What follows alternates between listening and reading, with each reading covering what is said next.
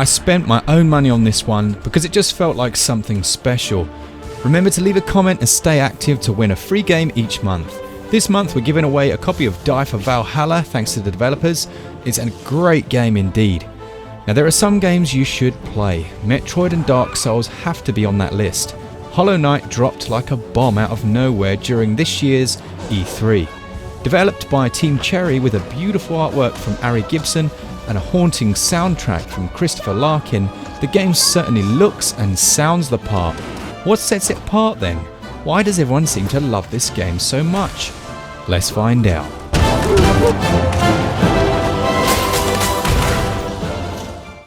Hollow Knight takes place in Hallownest, an ancient kingdom filled with insect-like creatures which have overrun the land. You control a nameless, silent knight who himself resembles an insect. His story is not known, however at several points the game alludes to you being a higher being.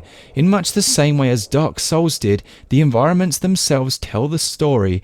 Much of the lore is purposely vague, which only serves to heighten the sense that this is a long-lost and unearthed world full of secrets.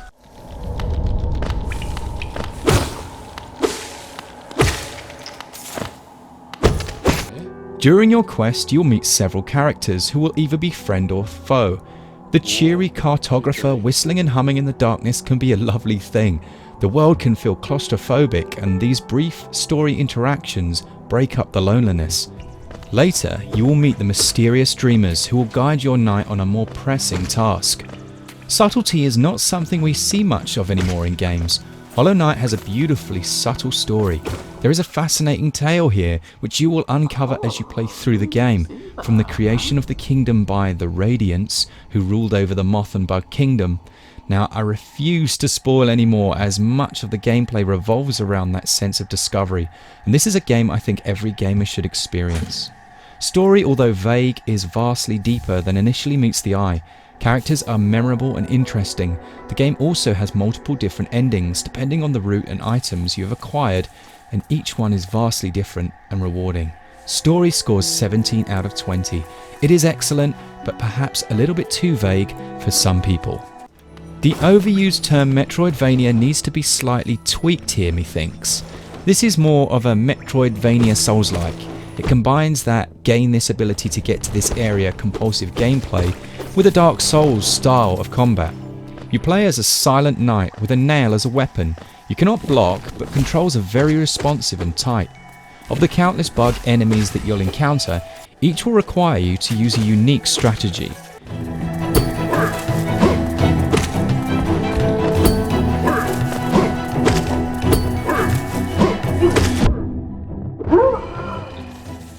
You will die many times, but always because of your own failings rather than an unfair element to the game.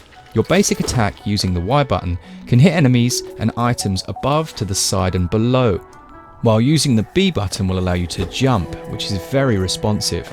Spells will be unlocked allowing ranged attacks, the first of which uses the A button to fire. These do great damage but will cost you souls.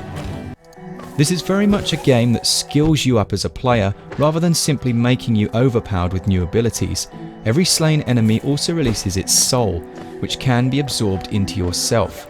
This pool can be used to restore your health by holding the A button, called focusing. This system is great for two reasons.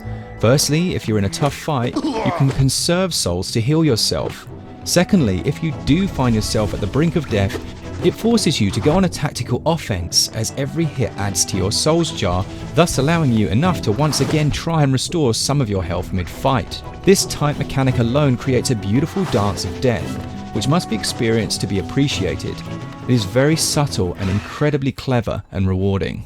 You do acquire new abilities, often bestowed upon from various unusual characters throughout the land.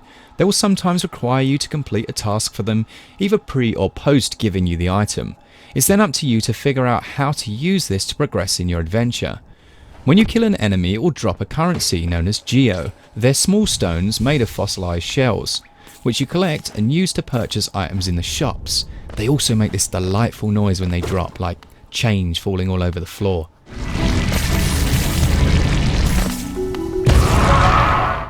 You can use them to open gateways and also buy charms. The shops are stocked with many different useful items. Many of them revolve around the mapping system in the game and help you to navigate the world. They are essential and allow you to see your location on the map, as well as other useful items such as benches. If you lose all your masks in combat, then you die.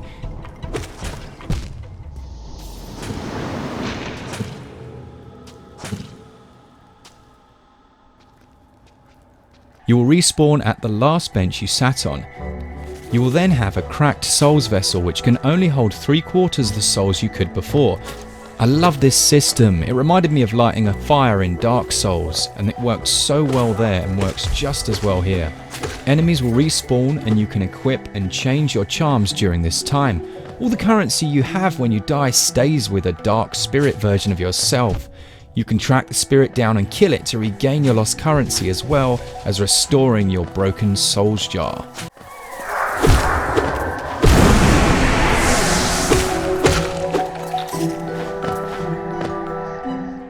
In some areas you will encounter tougher enemies, and in much the same way as the aforementioned Souls games, many of these can be simply avoided.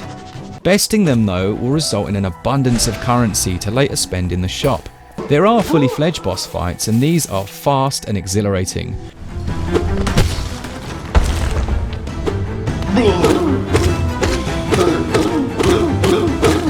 Despite a desire to rush in, swinging your nail, your best bet is to sit back and just survive for a while. Learn the moveset, then strike when you have an opportunity. These are some of, if not the best bosses I've personally experienced, and a whole lot of fun to play. You can upgrade the Knight's Nail, and you will acquire many new abilities, including double jump. That's for you, Glenn. I know you hate platformers without a double jump. Charms can be found in the world or bestowed upon the character and have various effects on the game.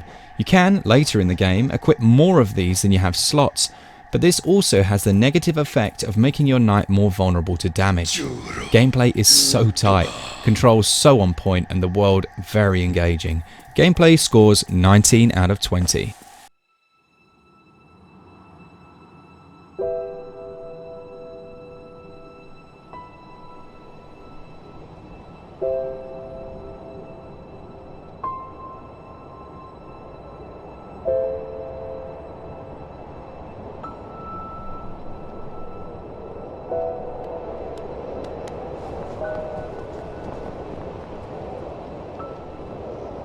Composer Christopher Larkin has done an outstanding job with the music in Hollow Knight. Both mysterious and charming, it serves to add to the ancient kingdom of Hallownest. Characters are voiced with an unusual pseudo-language with varying accents.